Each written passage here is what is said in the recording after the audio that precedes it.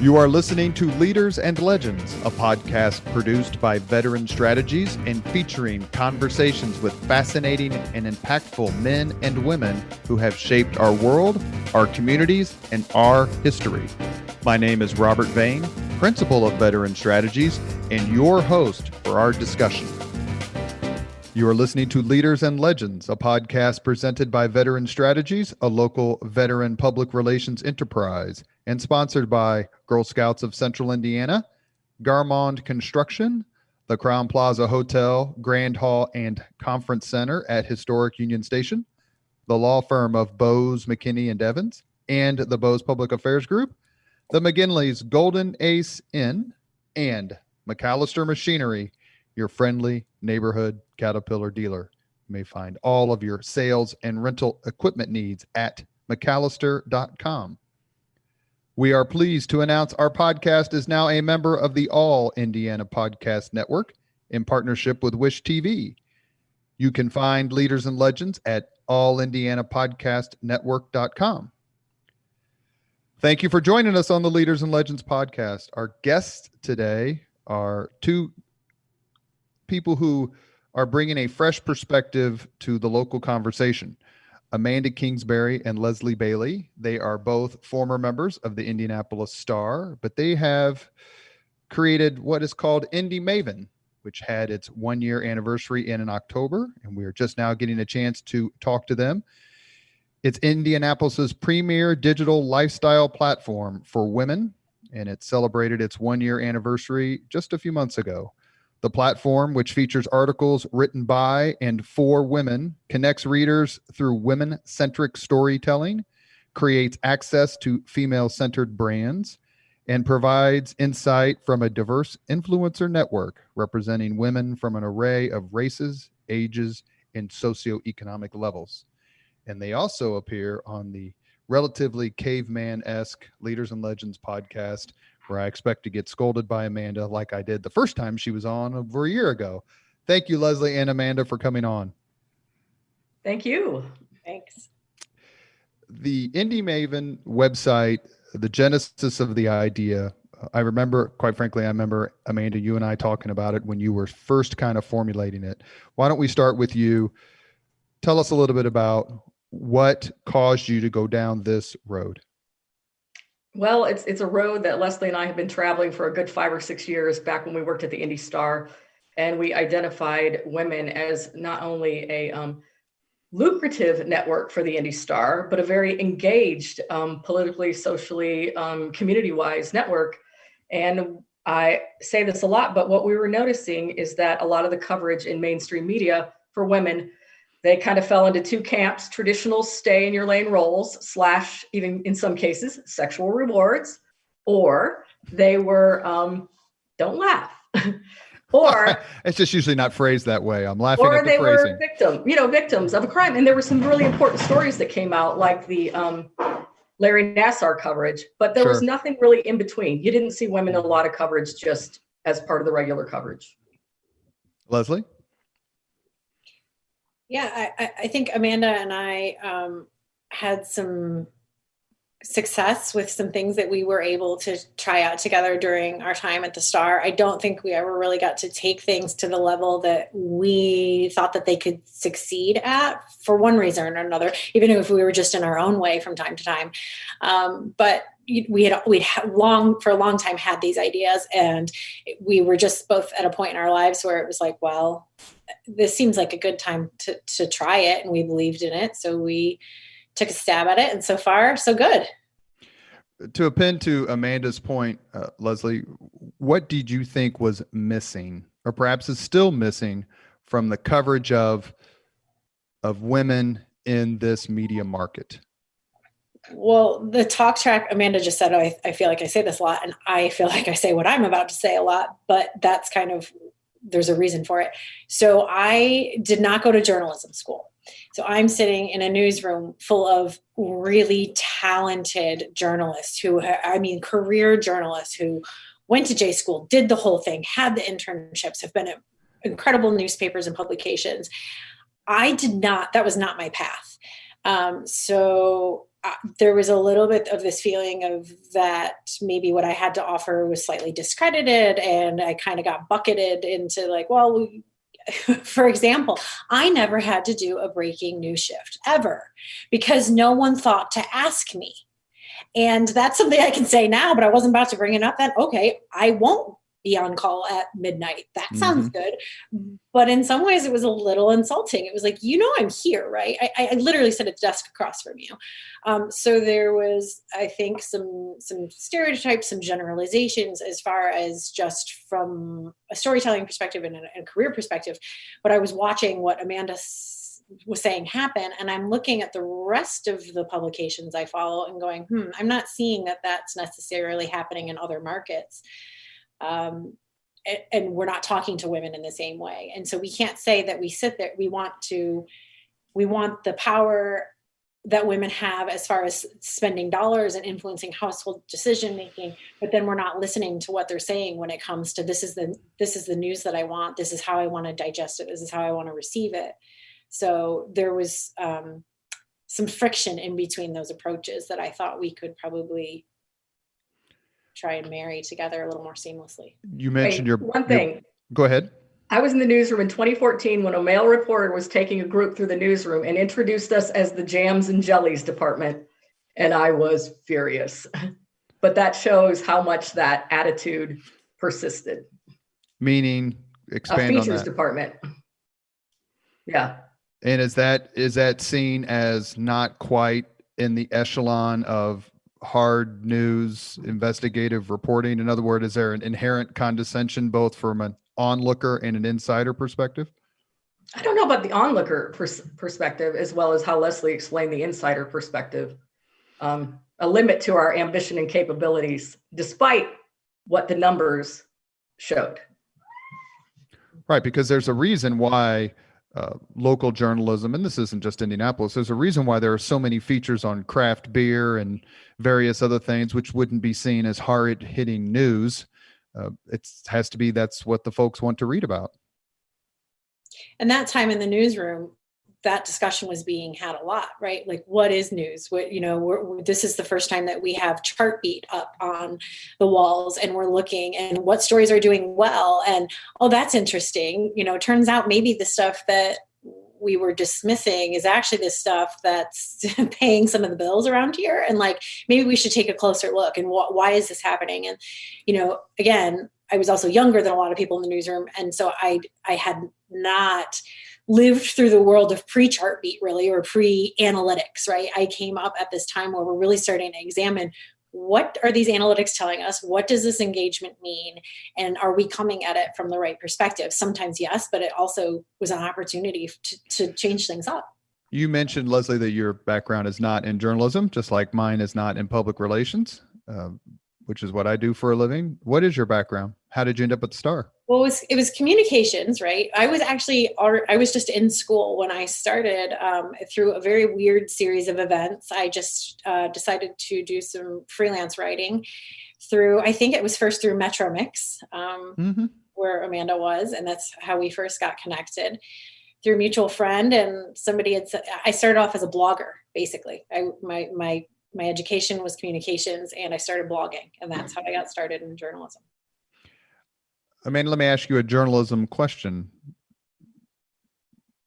Chartbeat, please explain what it is to the audience and give your opinion on it. Positive, negative, morally neutral.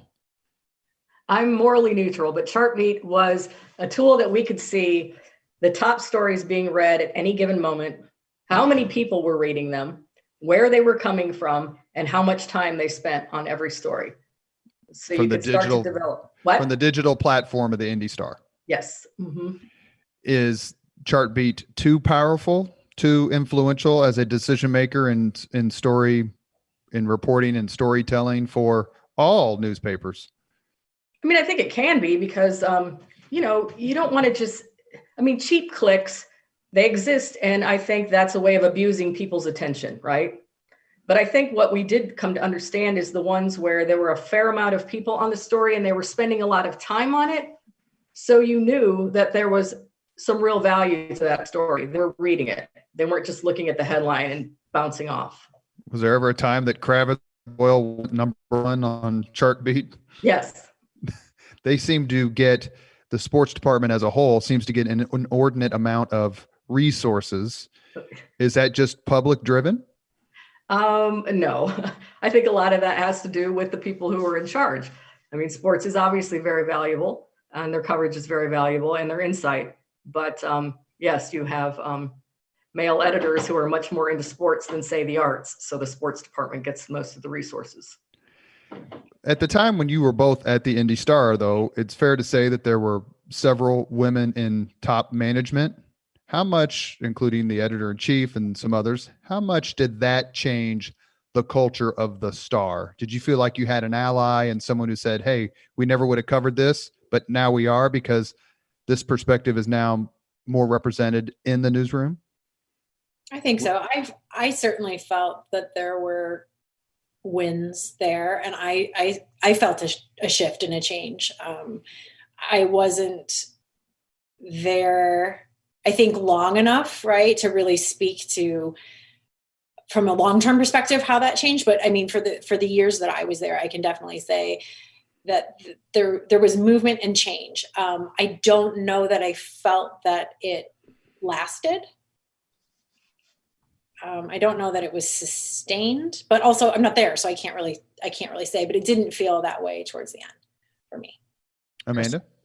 I was just going to say, there were a lot of men who got it there too. Sure. You know, some of the top levels, some of the mid-level editors and the reporters. So it wasn't just about women changing the culture. It was about people who understood a new way of embracing readers' culture, I think, that we were struggling against. Is the creation and the launch of Indy Maven sort of the culmination of years of frustration combined with terrific opportunity and the fact that and I know that not all your investors are female, but the female entrepreneurial class is certainly much bigger than it used to be. And so Amanda, how did you kind of formulate this and go, you know what? I need to have an outlet for my creativity, for my strength, and be able to make my own decisions and empower other female journalists to do the same?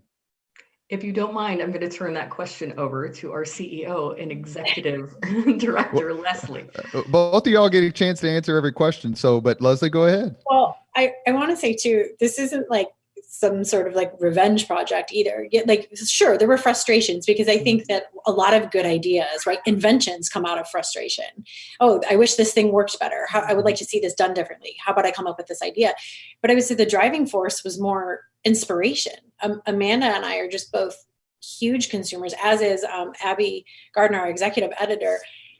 Our entire team, like, we are women that consume a large amount of information, and we pay attention to a lot of publications and a lot of different news sources, and we're part of the conversation and we're tracking the conversation. So those things, when you see something that's really cool, I'm seeing this work in another market, or I've been inspired by that. That's the driving force behind it. Not like, oh, this is so frustrating. Yeah, that's part of it and that feeds it, but it's not the driver behind it. Leslie, who have you met in this Indy Maven endeavor, which is just over a year old, who has inspired you? I feel like maybe it has to do with the time of year, and it's not actually necessarily someone I met, but I have brought this up.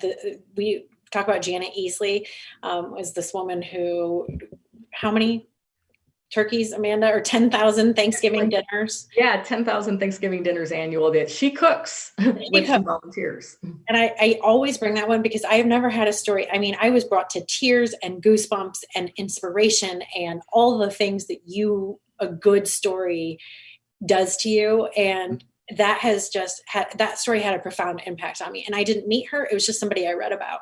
She comes to my mind all the time. If that woman can do what she is doing with the resource that she has, like, there's no stopping anybody who wants to set their mind to something like that. But also, I would not point to one person individually, but our editorial board is such an incredible group of women. And I'll be the first to admit, the first meeting, I was terrified. I was kind of like, how am I going to walk into this room of these just smart and successful and interesting women who are doing incredible things in our community, and come to them and say, hey, do you want to join this thing? And These are women who already have so many things fighting for their attention. Are they going to care about this? And we were so lucky that they got it right away.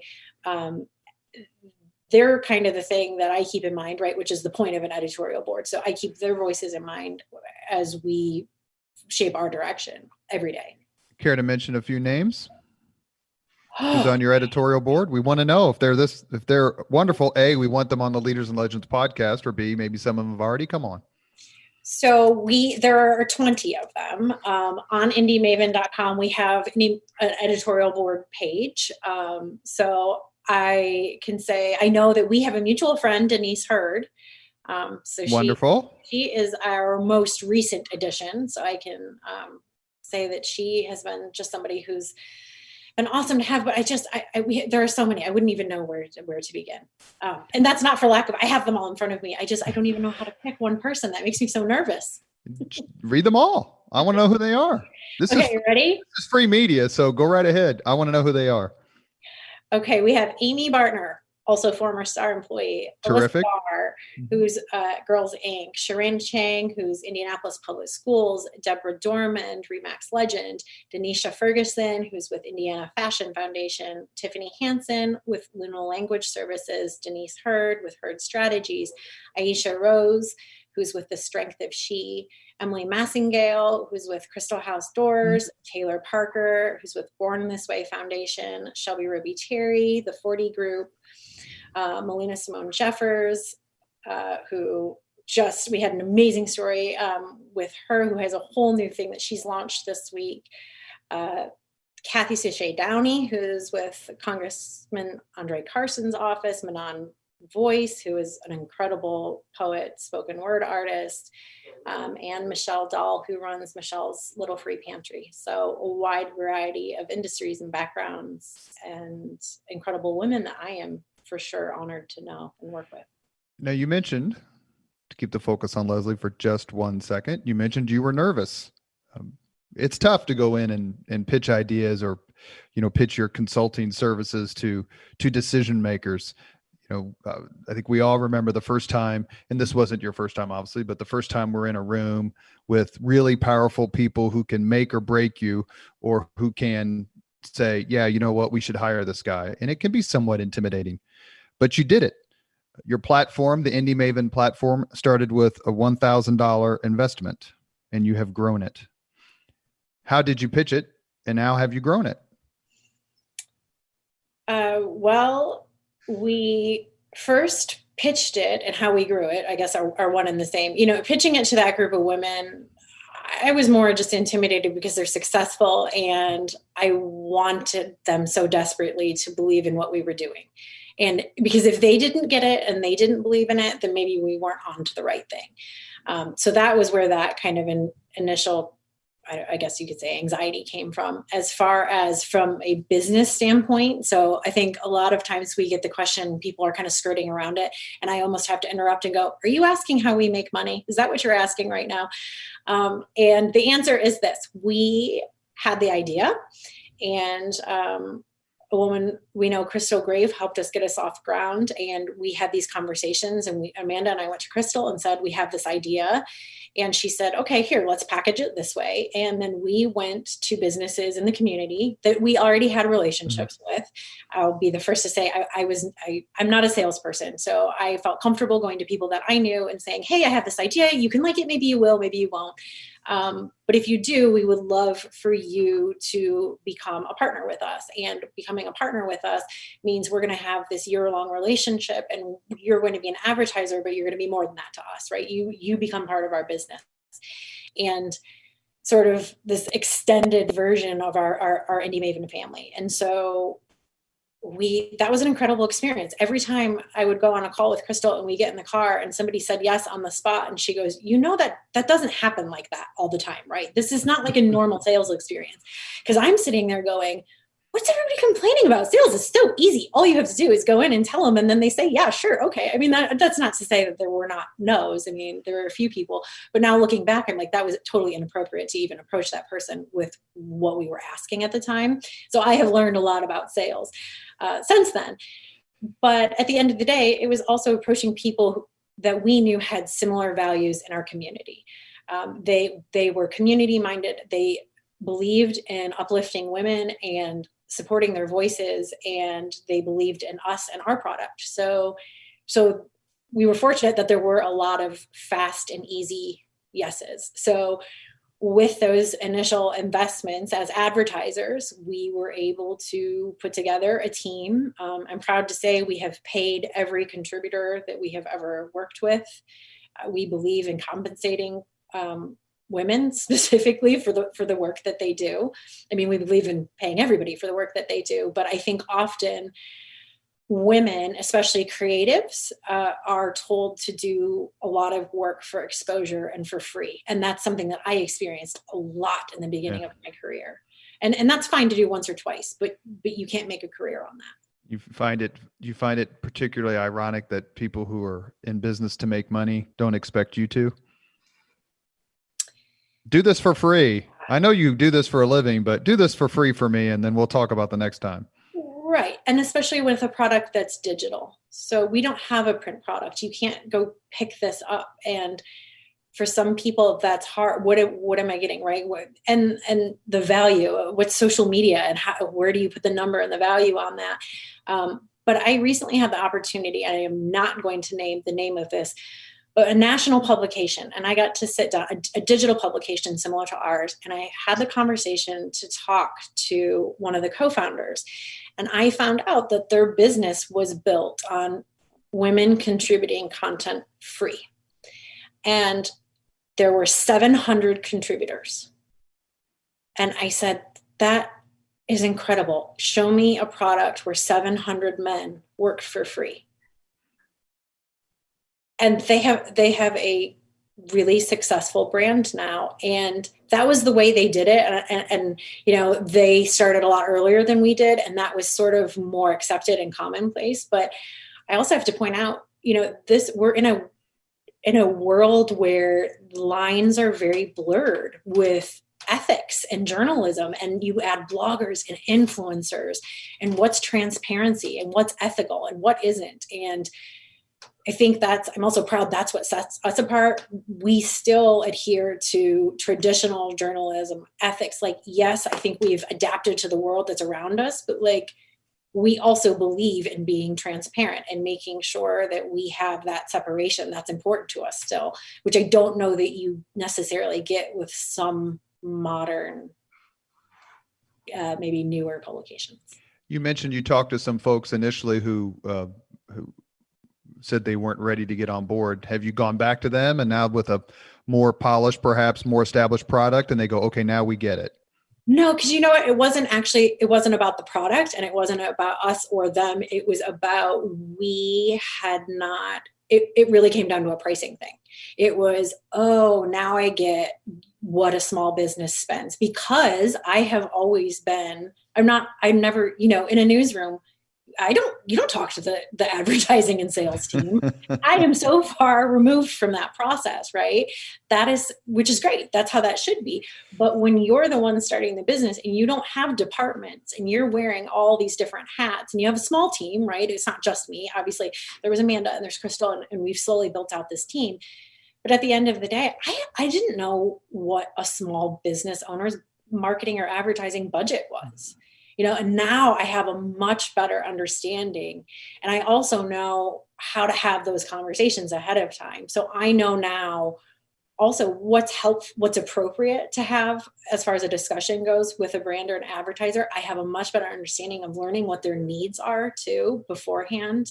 It's, you know, I wanted to say, look, you know, Crystal and Amanda used to say, like, it's like you're taking your baby. Look at my baby. Isn't my baby cute? My baby's cute, right? My baby has value. You're going to pay for my baby, aren't you? But I didn't stop and say, like, how can my baby help you? What do you need right now? And then too, since COVID, that's changed that conversation a lot. Like, your needs are different now than when we first talked last summer. So, you know, the no's were not no's because they didn't get it or they didn't believe in it. It was because I was asking the wrong people. And again, there were very few of those. Most of them were good targets and good conversations to have. And we have had incredible year-long relationships with those people. You're listening to Leaders and Legends, a podcast presented by Veteran Strategies, a local veteran public relations enterprise, and sponsored by Girl Scouts of Central Indiana, Garmond Construction, the Crown Plaza Hotel, Grand Hall, and Conference Center at Historic Union Station, the law firm of Bose, McKinney, and Evans, and the Bose Public Affairs Group, the McGinley's Golden Ace Inn, and McAllister Machinery, your friendly neighborhood Caterpillar dealer.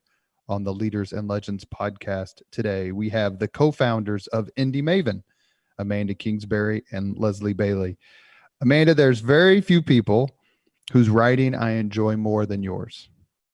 You are an absolutely superb writer, bright, witty, and just someone who I think peels back the layers very quickly to get to the heart of your subject matter. How much do you enjoy writing? How central is that to your person? And how much fun are you having writing for Indy Maven? Well, writing is the hardest and most frustrating thing that I ever do. At the same time, it makes me the happiest. I'm most focused when I'm researching a story or writing it. It's truly the only time I live in the present is when I'm writing. So I am so grateful to have this platform to come to with ideas and to be able to write personal things, because I think the personal is universal. And I think that goes a lot, at least for me, when I read a personal essay, it will change my mind more than any data set ever will.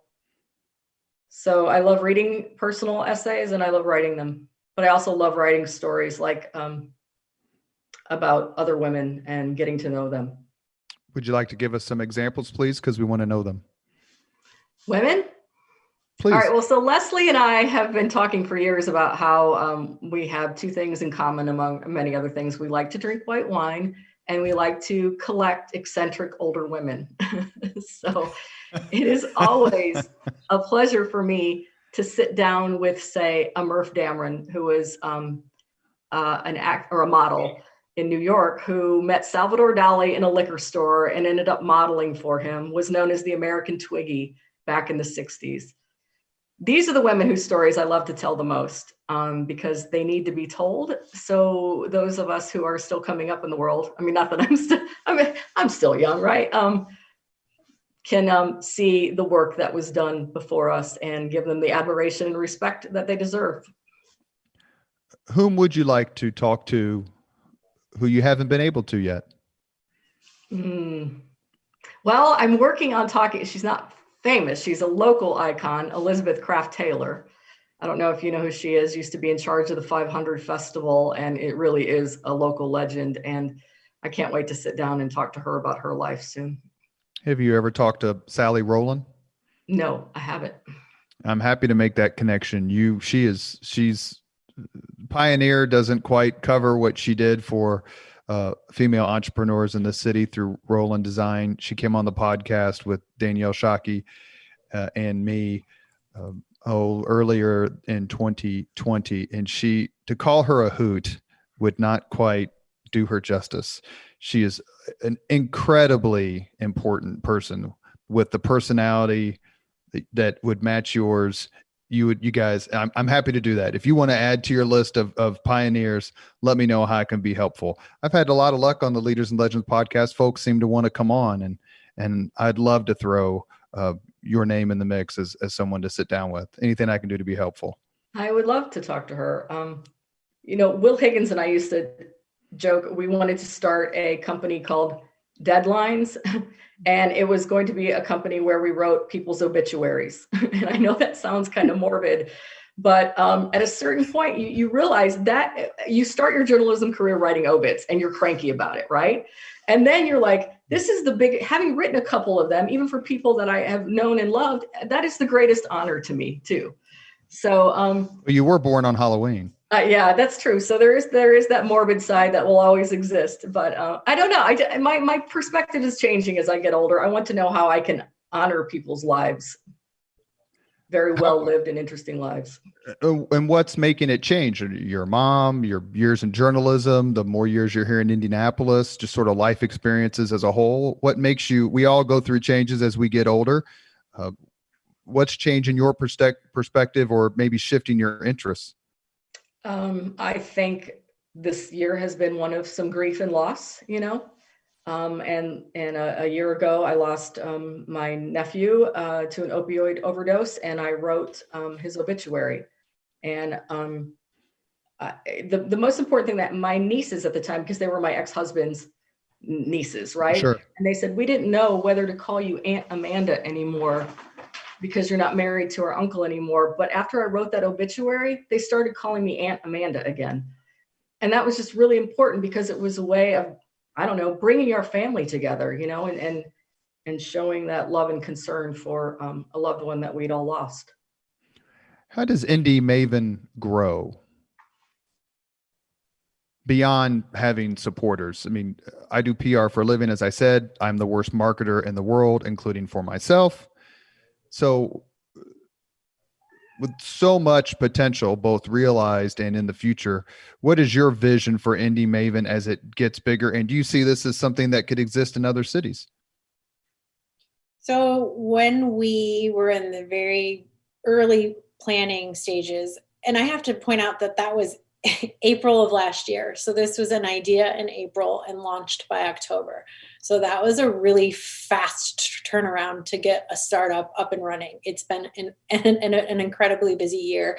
Then add in a pandemic, and I also happened to go on a maternity leave this summer too. So there has been a lot to work through, but we grow by word of mouth, essentially. I mean, and when I say that, it sounds like of course we have social media, and we have an amazing Instagram following, and we have a newsletter, and we've got these great numbers, but truly the whole point of what we're doing is, we always say, like, our brand, it should feel like a friend. Like, this should be your friend that you go to, that you say, hey, everything from where should I go to dinner to what's a cause that I can get involved in right now that's important in my community. So it really is on a friend going, hey, have you heard about Indy Maven? Hey, did you read this article on Indy Maven? We have a membership program. We have all of the marketing things in place, but this brand is its kind of own entity, its own, we actually had a brainstorming session, like, who's Indy Maven? What is she like? Right? Like, that's a common, marketing profile exercise, but it was really fun to do, because it's like, who is this, the Maven behind what we're doing? And it was really easy for us to build this personality that is going out. And I love that it kind of operates as its own thing, independently of what we do.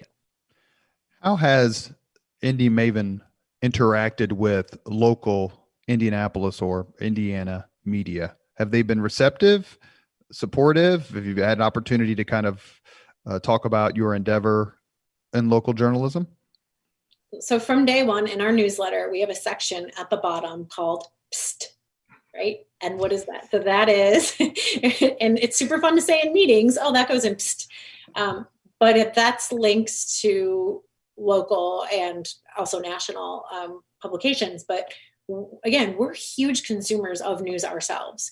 And we are not trying to repeat anything that's already out there, right? If people will say to us, how come you don't do more of this? Well, because that outlet is doing that already exists, and they're doing a really good job. And we want to uplift what they're doing. And so in the beginning, before we launched, it was like, oh, is this another Pattern? Is this a fashion magazine? No, because that exists. And Paulina is doing an incredible job with that brand. Or what about kids? Can we see more kids content? No, there are several publications already doing that. So we use the phrase, we're trying to fill the gap here, right? So when we see holes and opportunities, oh, that story isn't being told, that's where we come in. And if there are things that we think will resonate with our readers, then yeah, we will share that content. But we just had our first segment on Fox 59 this week. I'll be going on every single day next week. They approached us and wanted to share our content with their audience. So that's one that we're kicking off this entire year. We've had a relationship with WFYI. We also just kicked off a relationship with Radio Now 100.9 through our in-house resident DJ Gabby Love. We've had, for the most part, I think I've been just really lucky to have had these outlets take notice and approach us and say, hey, what are you doing over there? Can we be a part of it? And that's such a great feeling. And Greg Andrews and I were supposed to meet last, with the IBJ at the Steer Inn in Irvington before the pandemic started. So I'd like to reconnect with him and see what we can do with them too. Yay, Steer Inn. Casey Kerr, my childhood buddy who owns a Steer Inn. If you're listening, I'll try to send more meetings that way. Amanda is a proud Irvingtonian, if you can't tell. About 7 years ago, through the help of my friend Amanda Kingsbury, I was the subject of a Q&A feature in the Indianapolis Star around Memorial Day about my small business and my service in the Army. And one of the questions that was asked as part of the profile was, what's your favorite quote? And my favorite quote has always been Eleanor Roosevelt, no one can make you feel inferior without your consent. If I had to choose another one, it would have been, a parent is only as happy as her unhappiest child. How has motherhood changed how you look at the world? This is a question for both of you, and how you write. Because when I became a father, the one thing that I realized very quickly is you cannot imagine how much parents love their children until you have one. Amanda, you've been a mother for a few years now. Has it changed or has it not changed at all? Well, I have a 14-year-old. And what it makes me think about is how I parent her differently than I was parented by my mother. And I can just give you an example. We have ongoing conversations about sex and romance and relationships. I don't know if you've heard of the movie Professor Marston and the Wonder Women, about the psychologist who created Wonder Women, but it's about him and his wife and the shared life partner that they had. It was a polyamorous relationship. Okay. So I was going to watch this with my daughter, and then I said, you know what? I think this is probably too mature for you. And she said, you don't think I can understand 3 people in a loving, caring relationship? So. And you said? I said, wow, I'm still not watching this with you. But great point. But it just reminded me, how different when my mom talked to me about sex, it was one conversation. It was drawing anatomically correct because she was a nurse, and it was don't have sex until you're married. Right. So how has this changed me as a person? It has completely opened me up to conversations and thoughts and feelings I never thought I would have.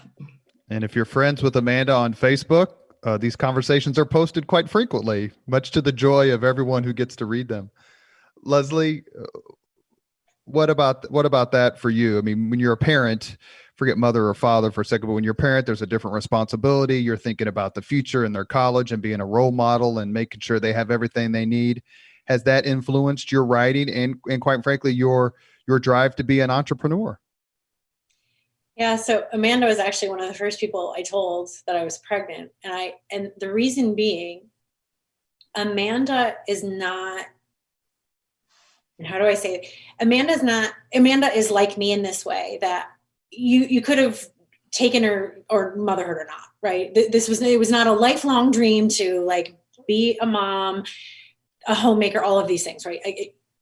I don't want to speak for you, but Amanda managed to have a career while raising an incredibly insightful and smart daughter. And it's been so fun for me to watch her daughter grow up too. But the reason was because I never knew if I wanted to have kids or not. I was on the fence. Could have gone either way. If it happened, great. But when it did, I was like, oh, I'm not prepared. I'm not a maternal, I'm not a loving person. I love people, but I am not what you would say like as an overly affectionate person. Sure. And so I wanted to go to somebody that would tell me, it's okay, you're still going to be a good mom. And of course, the second, maybe not the second, but shortly after having, both of my sons, I got it right away. And like, there is no love stronger than the love I have for my sons. But to that point, I have 2 boys. And in our world right now, and I've said this phrase, but I take the responsibility of raising boys in this world so seriously. That is my number one priority to make sure that they grow up to be kind and caring and respectful beings, and know the world that they come from is privileged, and know that what the rest of the world is like for people who are not like them for whatever reason, whether that's race or gender. And this sounds so like Pollyanna as I'm saying it, but I take that so I don't take a lot of stuff overly seriously. Like I really try and have a nice sense of humor about myself. Specifically, I'm self-deprecating, but when it comes to that, like, I don't mess around with that. I take that really seriously. So yeah, it's important to me that they see that I am a strong person, that I am setting a good example, that I am teaching them how to treat others, how to treat women, that they very much play into why I am doing what I'm doing. As part of your celebration for the 1-year establishment of Indy Maven, you did a membership drive and you donated 10% of the proceeds, or are donating 10% of the proceeds. I didn't get a membership email.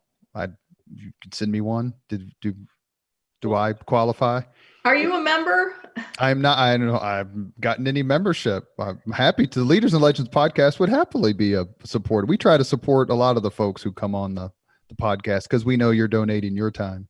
But some of the nonprofits you've worked with and are donating to, would you like to talk about them a little bit? Indianapolis has one thing that's come through, and we're almost on our 100th podcast here. One thing that's come through is the nonprofit community, along with the spirit of volunteerism that exists in Indianapolis, is simply the foundation of all the great things that have happened in this city during the last 50 years. But please talk about some of your partners in the nonprofit endeavor and how the reaction's been to your membership drive. So from the creation of our media kit, from day one, there has been a page, and I think it's the third page in the kit, that said philanthropy is a given. So with us, every event that we do, there is a give back component, because that is just part of our mission. That is who we are. That is top priority for us.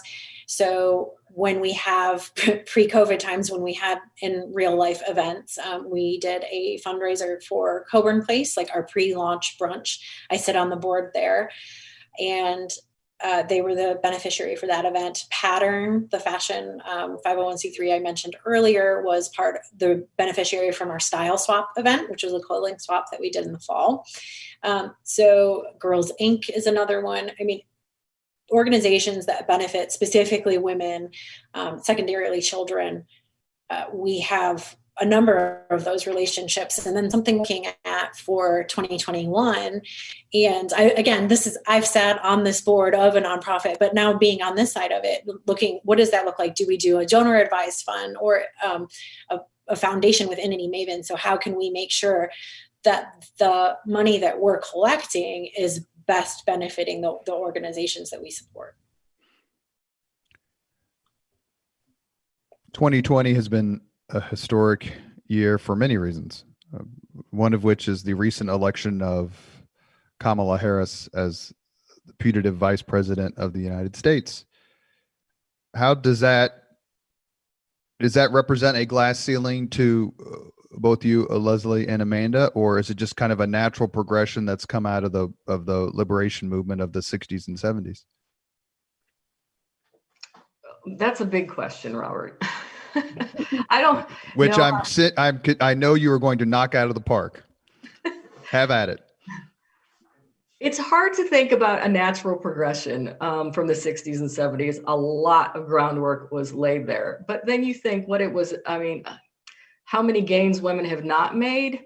I mean, isn't it in the mid-90s, up until the mid-90s, that spousal rape was still legal, right? I mean, that wasn't that long ago.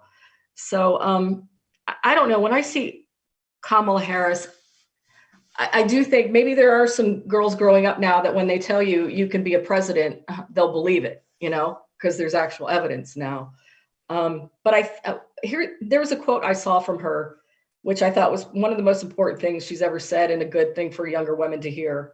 There will be a resistance to your ambition, people who will tell you that you're out of your lane.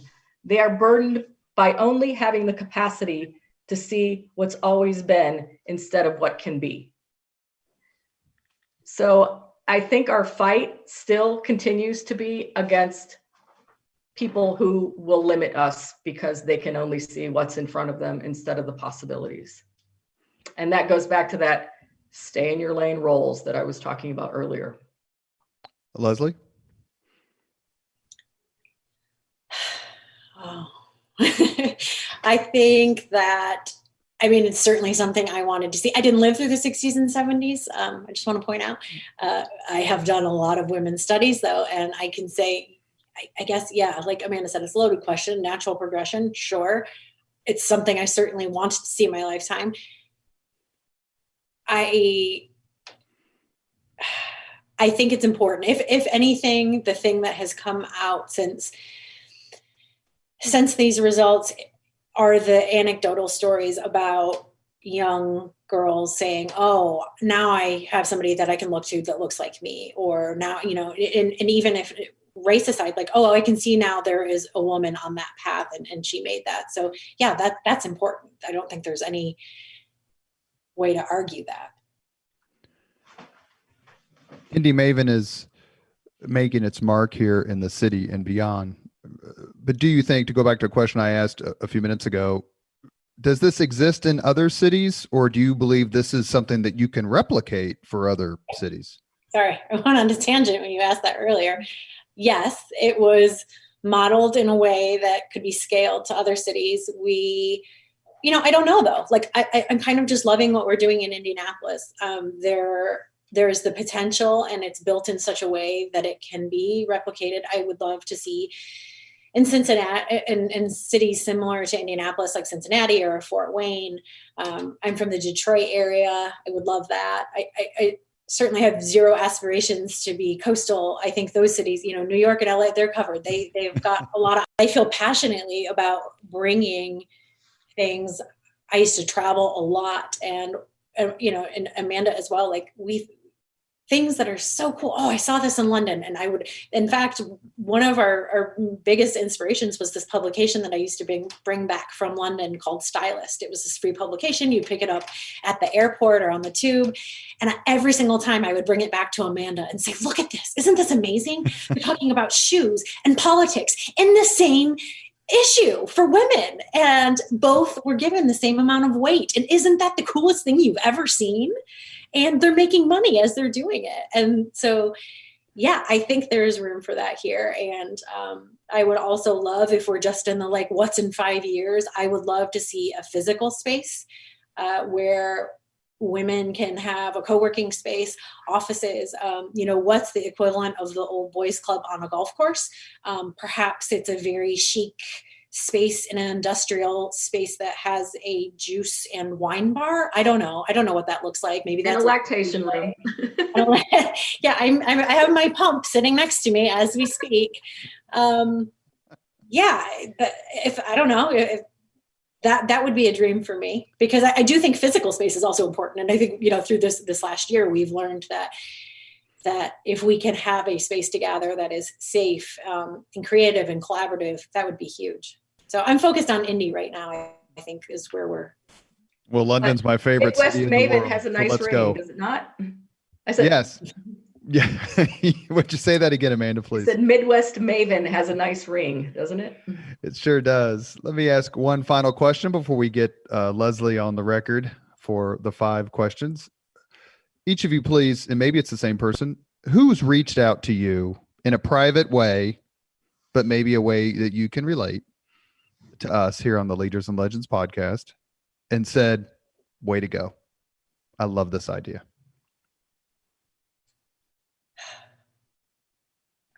Where do we even begin? Like someone you want a noteworthy are you saying like a name other people would know? Yeah, when I started my company, there was someone very prominent. His name is Jim Morris, who just said, being an entrepreneur is not easy. Best of luck to you. Toby McClamrock said the same thing. I met with a lot of people to get their advice, and they said it's not easy, and you're going to work harder than you ever have in your life, but the rewards can be great. And without their encouragement, quite frankly, I never would have done it. There has to be, I'm guessing, folks whose names we would recognize, powerful, influential, important, caring, supportive folks who reached out and said, Leslie, I love this idea. Let me know if I can do anything for you. Yeah, I think Amanda has some, but I can give you a very recent example. 2 days ago, I joined the Indy Chamber, and the day after, it was yesterday, they had a member orientation. So I jumped on that quickly.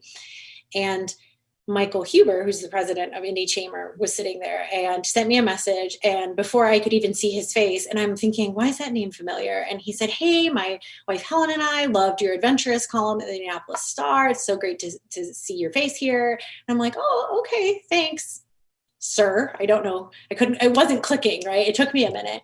And then we get to it, and we're all going around and introducing ourselves, and I introduce myself, and he interjects in front of the entire 30-person orientations, like, and Leslie's not going to mention, but she had this amazing column in the Indianapolis Star, and now she's doing this Indy Maven thing, and you really need to pay attention. And that was like, oh, okay, yes, that is, thank you. Like, at first I was like so embarrassed it wasn't clicking, and he doesn't know this, so now I've just outed myself.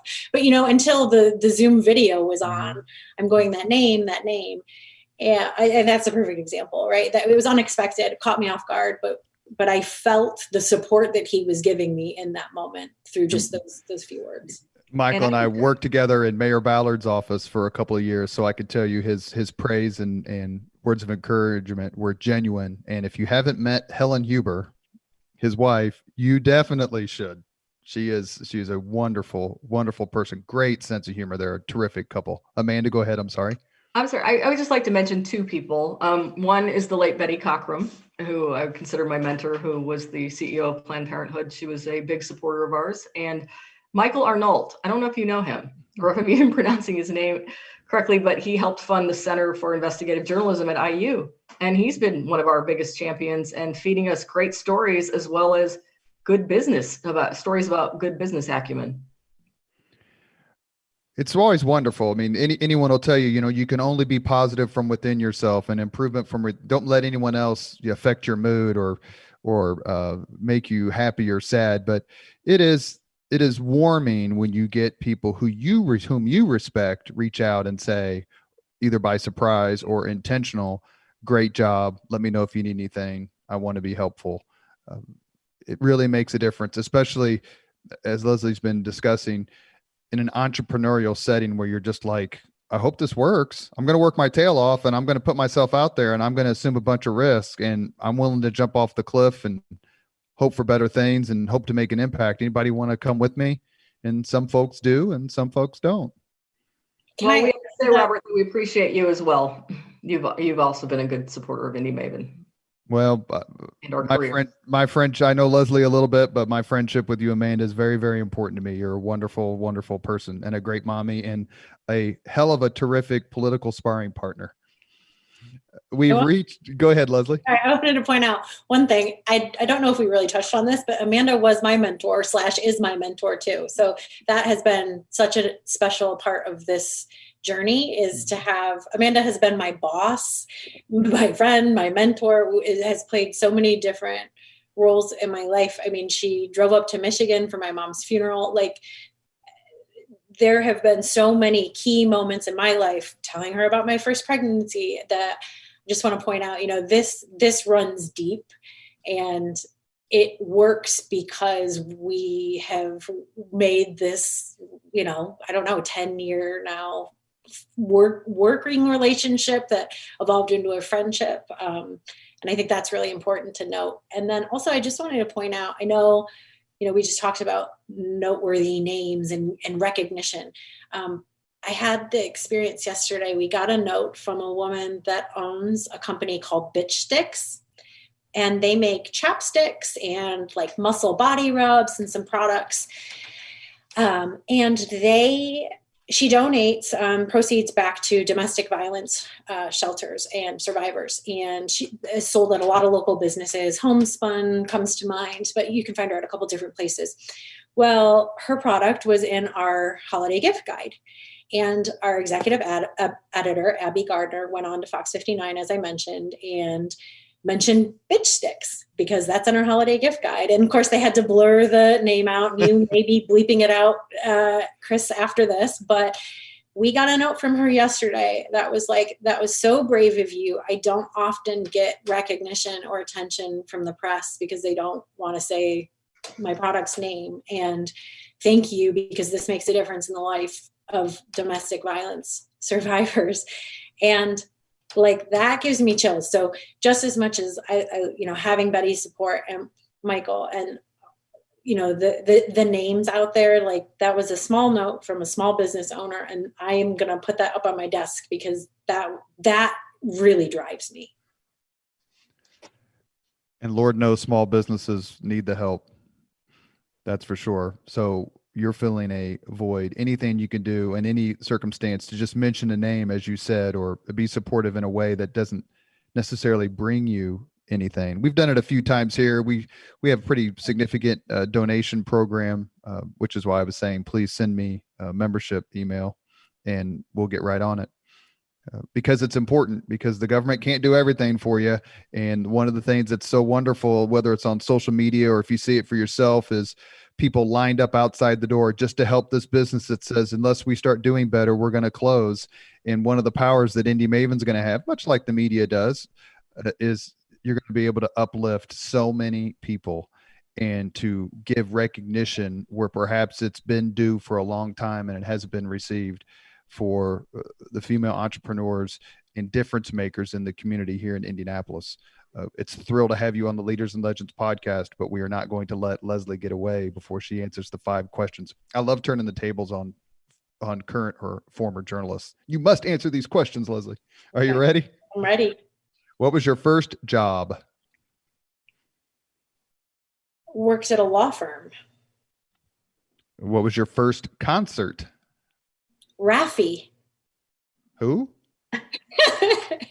Raffi. He was a children's artist that was very popular in the 80s. I believe he's from Canada. He's amazing. Hits include Baby Beluga, Down by the Bay. You should probably look him up.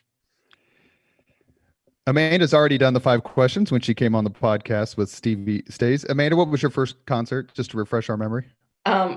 Eddie Rabbit with my parents in Maryville, Indiana. There's a man with some hits. I'm sorry, who? I love a rainy night, driving my life away. I don't know how old I was. It was just fun to be out with my parents. We got dressed up. Like an Eddie Money knockoff. No. I love when you have guests on and they're of different generations, the answers you get and the responses they go back and forth is so fun. What was yours, Robert? Van Halen, El Paso, Texas. I was in the Army and it was my very first, well, I mean, if you don't count Johnny Mathis with my mother at Starlight Musicals, right? But the first concert ticket I purchased with my own money was Van Halen. It was one of those events you're like, why the hell did I wait so long to go to concerts? Leslie, with my own money was TLC, if that's what we're talking. My parents took me to Raffi. I spent good hard-earned law firm money on TLC.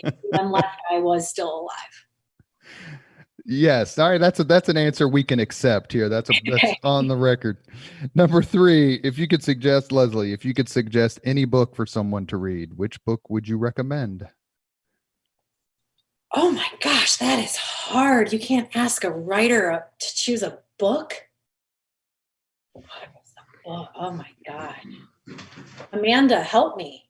I know. I'm looking in my I never got away with giving that answer to any reporter from the Indianapolis Star. You can't ask me that. That's just too hard. That's true. I refuse it. That's too hard. I'm trying to think. The Portable Dorothy Parker. I've never read that. Honestly, I just pulled it out of my bookcase. I just basically got a book recommendation out of this question. I can't, I don't have like a profound, maybe I should like firm up these answers. I don't have like a book that changed my life. I feel like every month, well, not lately, because I don't do a lot of reading, but Amanda and I, as she mentioned, we would collect women, but we'd also go on tangents about famous women. So Diana Vreeland was an obsession for a year, Zelda Fitzgerald. So reading a lot of books around them. We will kind of, I think at the same time, dive into a subject. Oh, have you read about this woman? And we'll share a book. I love reading books about famous women. So that's my genre. That's the closest I can give you. I'm sorry. Number 4, if you could witness any event in history, Which event would you choose? Any event in history. Was this hard for you, Amanda? Yes, I don't even remember what I said. They're tough questions. You know what I would have loved to have seen? I would have loved to have seen my parents get married. I did a TV show one time and was asked the question, which event in history would you like to see? And there was a multiple. And one of my answers was the moment my parents met. Oh, that is such a good one, because the day my parents met, my mom had talked to a psychic and she said, you will meet a man on the water. And that night, my mom met my dad in a Mexican bar on Grand River Avenue in Detroit. And she was like, oh, on the water. I met a man on the water. And everybody in the bar, when he walked in, said, Roger. And so my mom said, Roger. And he said, do I know you? And she was like, no, it just seemed that everybody else did. And they connected and the rest is history. So yeah, I guess I would have loved to have been a fly on the wall in that Mexican restaurant bar, which they did later take me back to. Oh, that's terrific. My parents were both in the Marine Corps when they met. And so it would have been nice to see them walk into wherever they met at Paris Island, South Carolina on the Marine base and have someone say, hey, John, this is Anna.